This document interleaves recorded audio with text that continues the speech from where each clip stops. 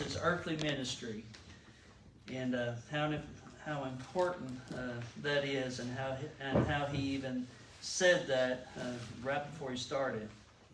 But before he ever was there, he had to be born, and not yet born. This is what we read in Matthew chapter 1, verse 18. Now the birth of Jesus Christ was as follows. As after his mother Mary was betrothed to Joseph, before they came together, she was found with child of the Holy Spirit. Then Joseph, her husband, being a just man, and not wanting to make her a public example, was minded to put her away secretly.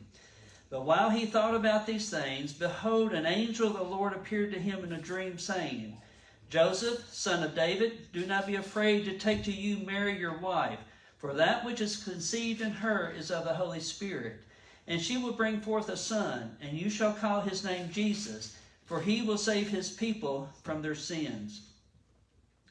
First off, I'd like you to think about who wrote this book.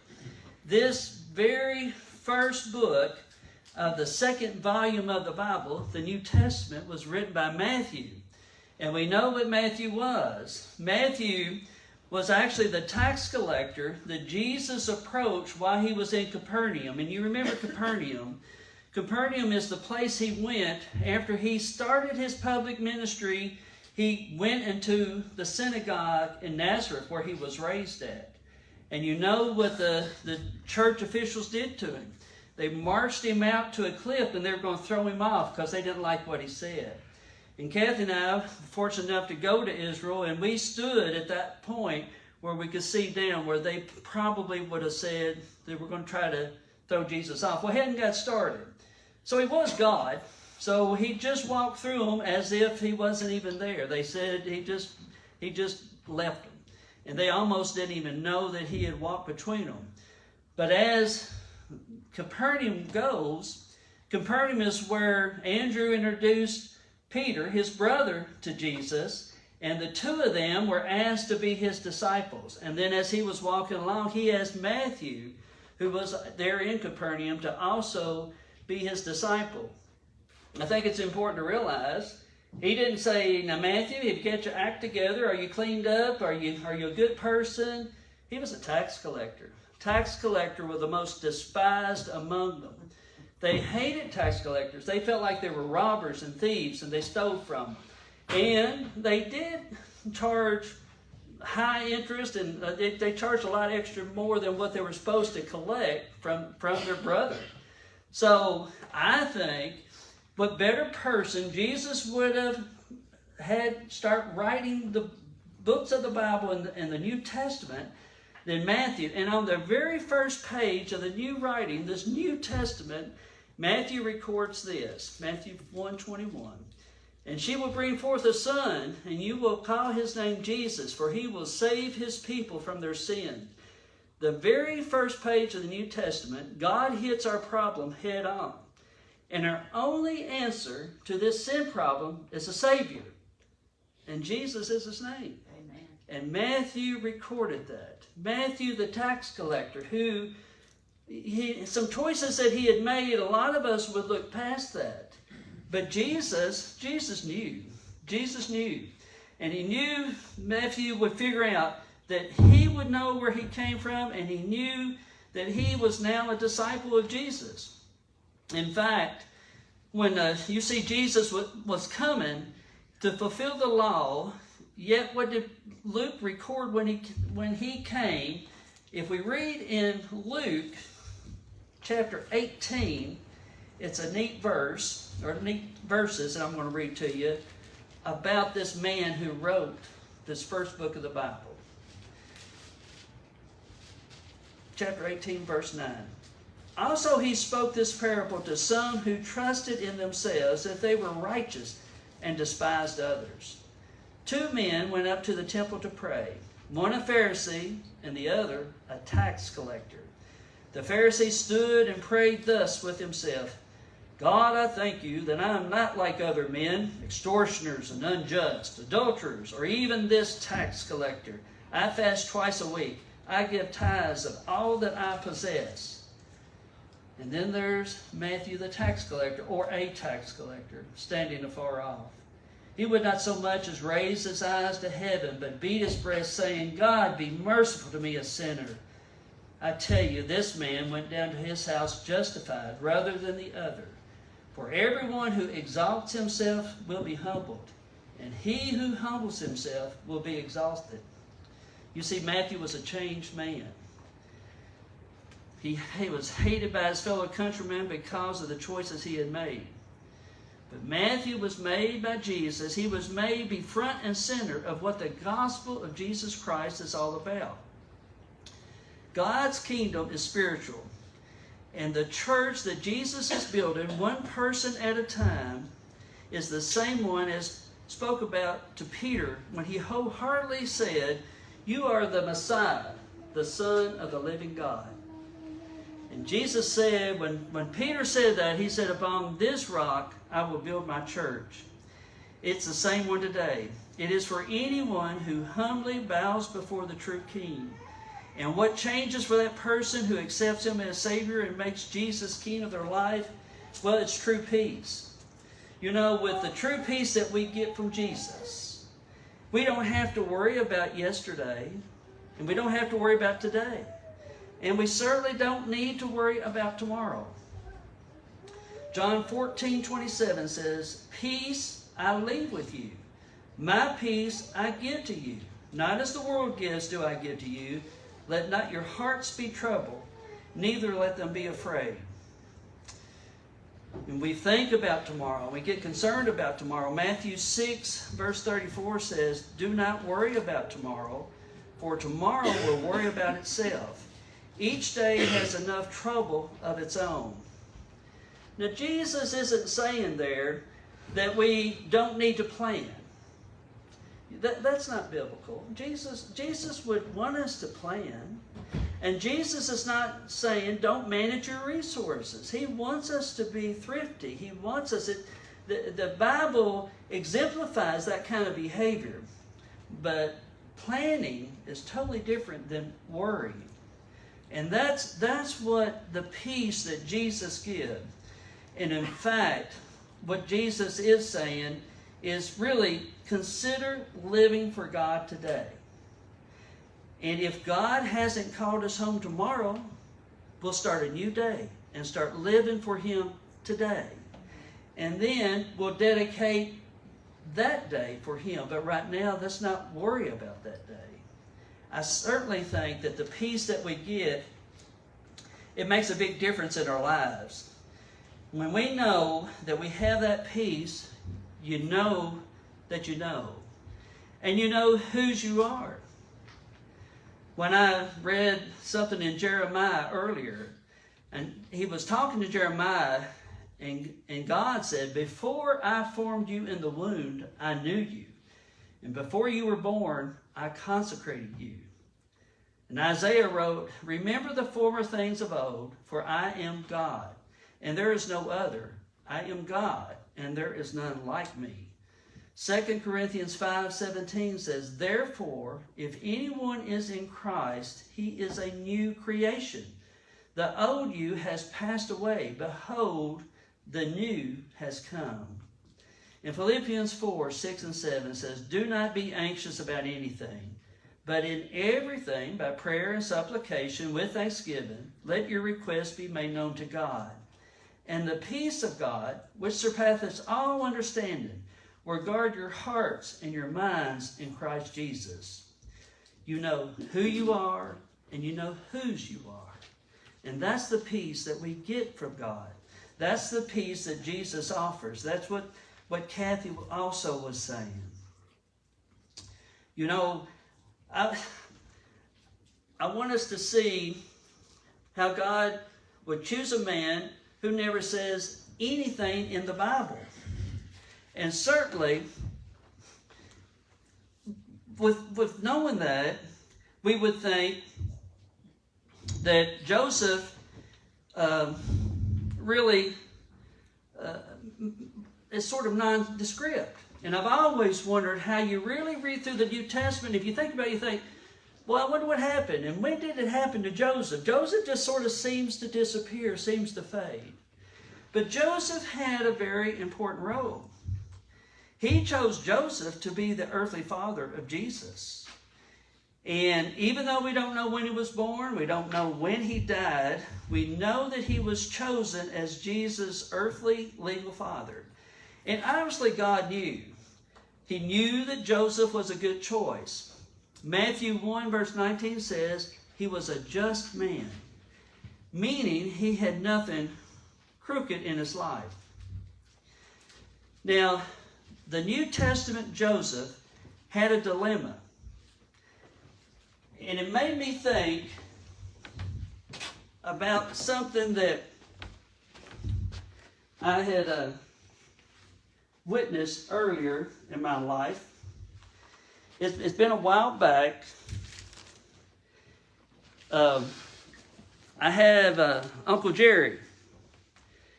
And Uncle Jerry sort of demonstrated unknowingly to me and several other people something that's very important. And I want y'all to see this. I don't know if you've ever seen anything quite like it. I call it the Hoosier Hustler. The hustle. The Hoosier Hustle. That's not as easy to say as you'd think it would be. He's from Indiana. And Uncle Jerry demonstrated this. And what I saw, I'll never forget it. Someone was showing him a computer. They were showing him their computer. And he raised it up. And you know, if you go into a computer, they're just valuable. I mean, you get all kinds of information that's retained. And I mean, it's just amazing what a computer can afford you.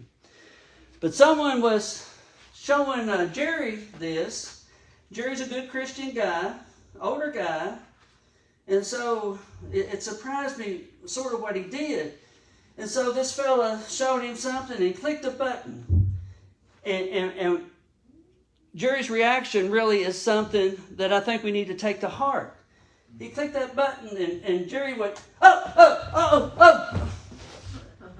And that's exactly what he did. And I just smiled and I thought, now that's fast for an old man. He's probably younger than I am now, but then he was. Jerry saw something on that computer that he knew he didn't need to look at. Jerry saw something that just, it made him hop. And I thought, I don't know if that was the Holy Spirit in him. You don't want to grieve the Holy Spirit. You grieve the Holy Spirit, and we all know whatever it is that's maybe our weakness, that sin that so easily entangles us, whatever it is, we know we grieve that Holy Spirit, we lose the peace. And that's the peace we're talking about today, the peace that we get from Jesus.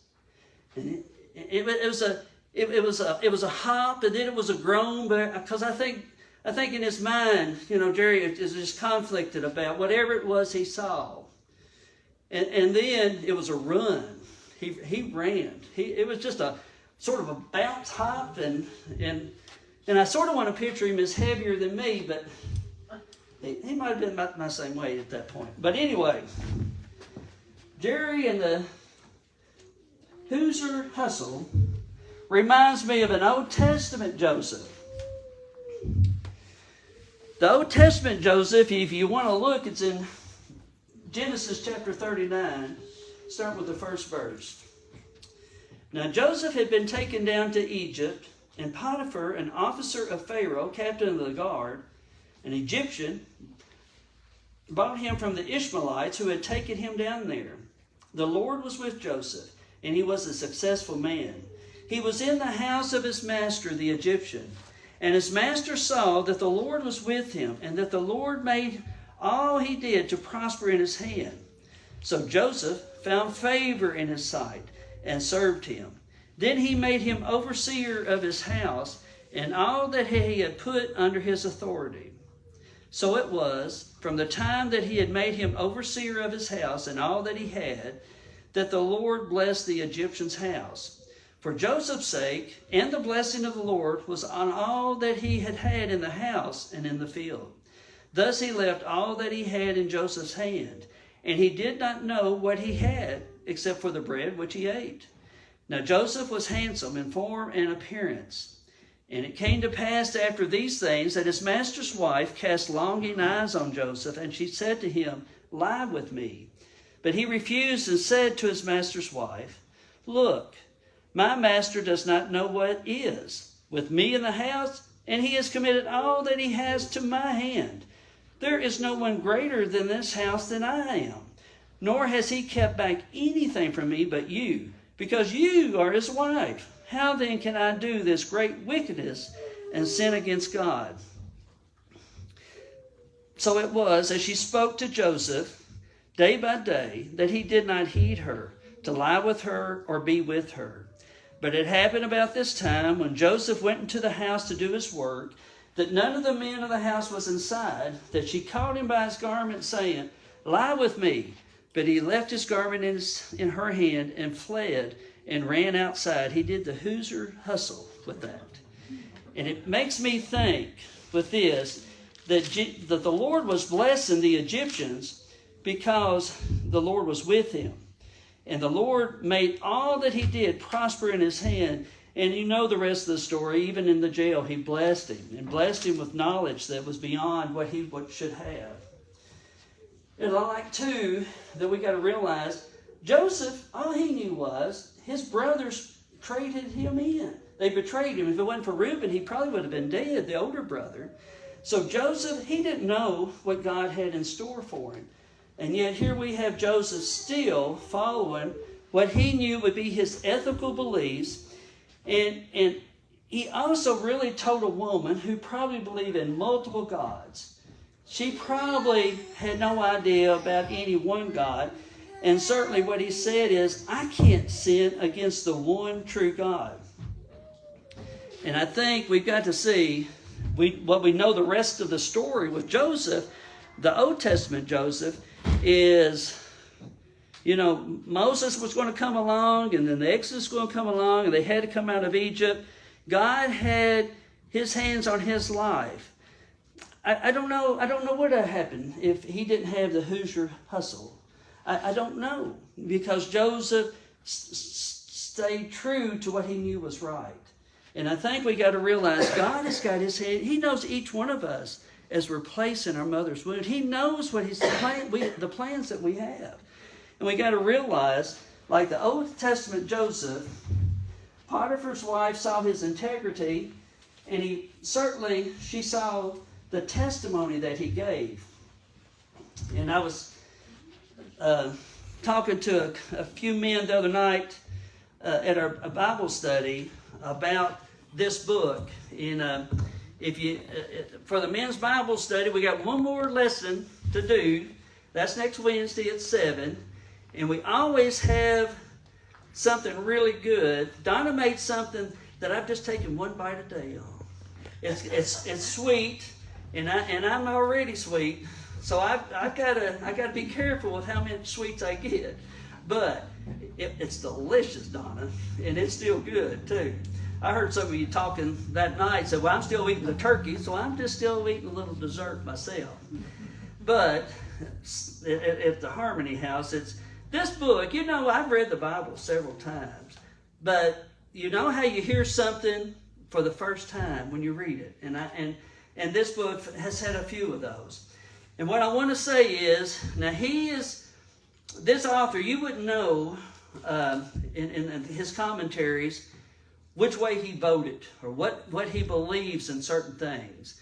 This might say a few things in it, but I think you can tell, I can't tell which way he leans, because what he has been saying, particularly this chapter that we read, is that there's different ways to think, there's different ways to vote, there's different attitudes we could have, but we're not getting that label. We're talking about the church that Jesus Christ is building for the first time.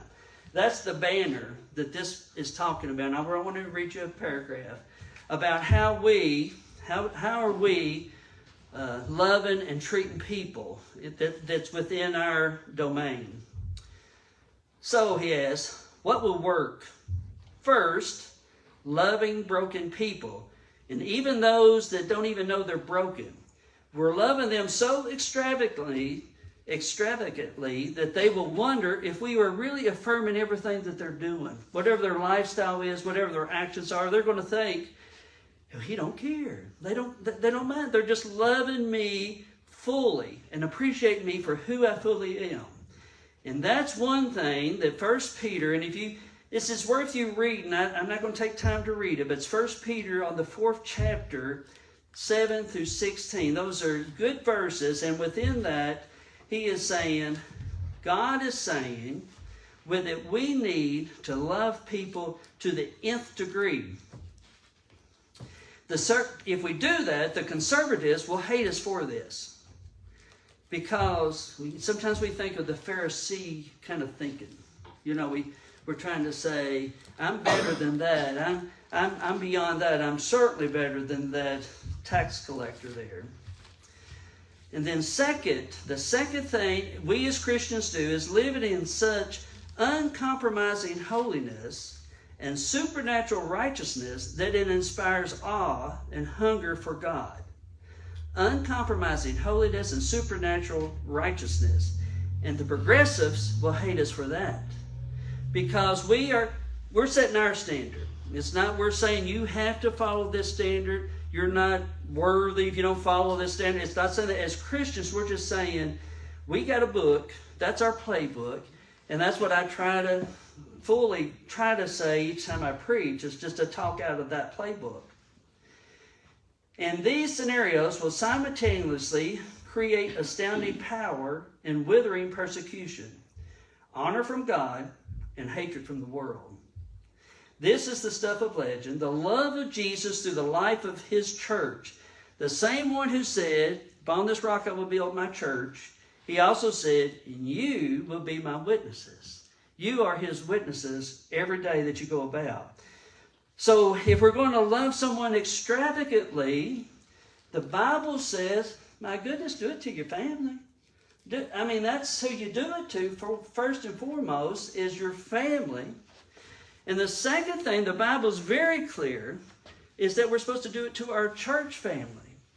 We're supposed to do it to whoever's sitting here, and whoever's sitting in that church over there, and that church in Turkey, and the church in Russia.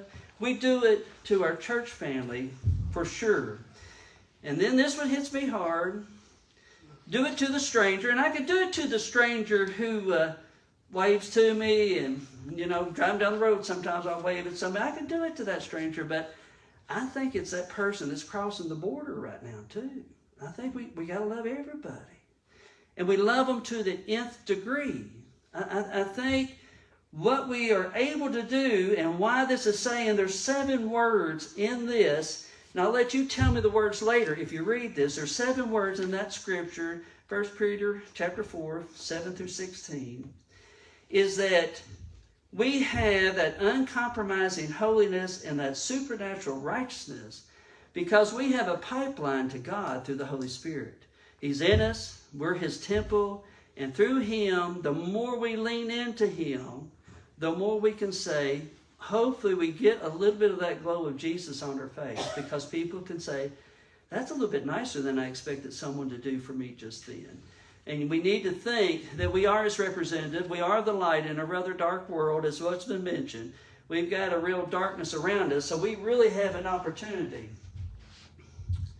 Hebrews chapter 12, verse 1 says, therefore, since we are surrounded by such a huge crowd of witnesses to the life of faith, let us strip off every weight that slows us down, especially the sin that so easily trips us up, and let us run with endurance the race God has set before us.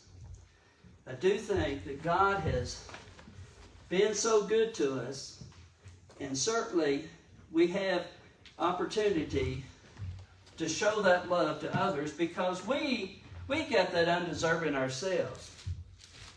But to finish up, the Old Testament Joseph and how he ran away from things, and how we are told in 1 Peter, who spent 3 years or so with Jesus, how we're supposed to live, that we got opportunity to make a difference.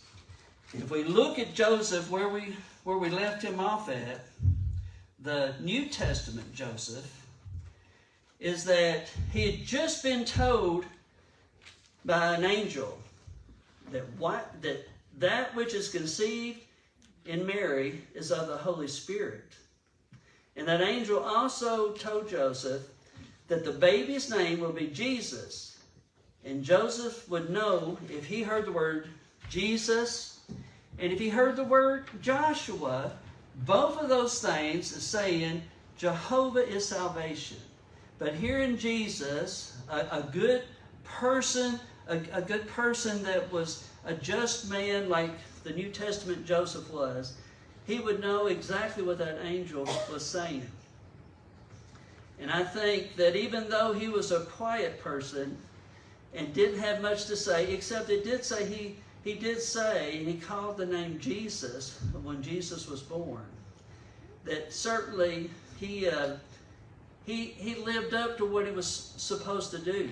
I do know that he had a decision to make. He was really in a dilemma because he was really feeling the tension between conviction and compassion. You see, being a just man, Joseph knew that this person that he knew he had not been with physically, he knew that this was not his child. And the Bible says, and that's where things get tough.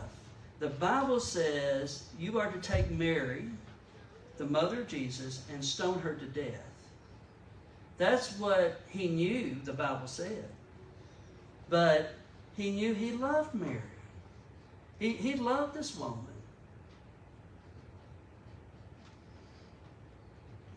So, he had a decision to make. And since he loved her, he felt led, and what he decided to do is he was just going to be quiet about it. He was going to break off the engagement secretly and just let her slip away and go away. But that's when that the angel came to him. And so he chose, and it was his decision, he decided that he was all in. The next few verses says, and so all this was done that it might be fulfilled, which was spoken by the Lord through the prophet, saying, behold, the virgin shall be with child and bear a son, and they shall call his name Emmanuel, which is translated, God with us. Then Joseph, being aroused from sleep, did as the angel of the Lord commanded, and took to him his wife, and did not know her till she had brought forth her firstborn son, and she called his name Jesus. And that's the thing that you and I have got to decide. What are we going to do with this Savior named Jesus? And Joseph really decided to be all in, and it makes a difference in what we decide. We have to decide, are we going to do the will of God in our lives? And if we do, there's nothing greater than that we can do. There's nothing more important than that we can do. The Bible says the world is passing away and the lust of it, but he who does the will of God abides forever. 1 John 2:17. Joseph decided to be faithful to the Son. He decided to be linked to the will of God and be linked to this son named Jesus. And so what Joseph do? He provided a home. He gave him his legal name. He gave him connection to the line of David. He did those things to help fulfill the prophecy. But also, Joseph taught him a trade, taught him how to work, gave him a stable home. Probably Joseph himself brought such peace to that home. And do you know that Jesus, as he learned to be a carpenter and learned the carpentry trade, he was, I'm sure, a very stout man. That's hard work. And he certainly was able to, when he had to go into the temple, he was a full-grown man, and he was able to clear the temple twice. So certainly, Joseph did his part. Joseph didn't know when he was first engaged to Mary that he was going to be written up as one of the most important people in the Bible. Joseph didn't know that, and in the Old Testament, Joseph didn't know that either. And at some time, Joseph died, and he went to heaven. And can you imagine standing there before your son and him saying,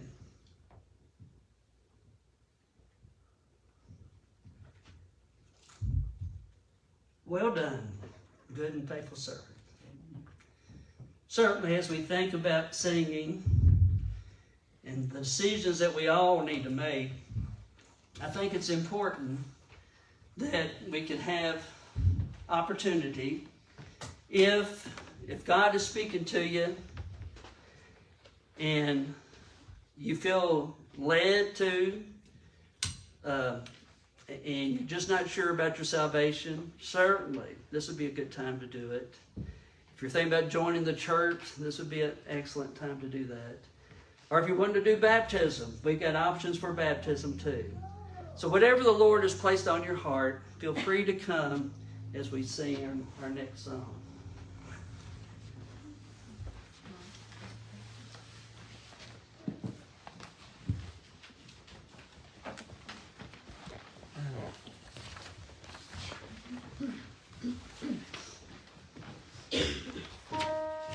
We'd like to stand for our closing hymn. Let's sing about peace.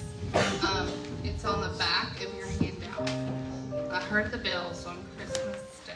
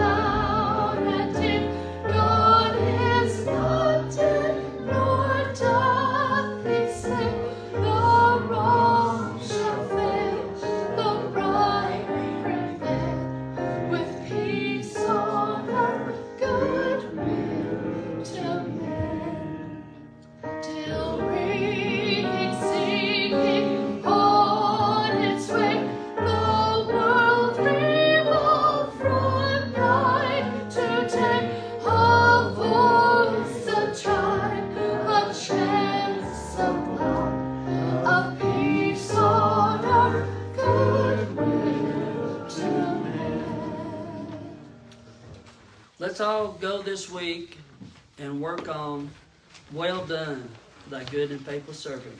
Go in peace.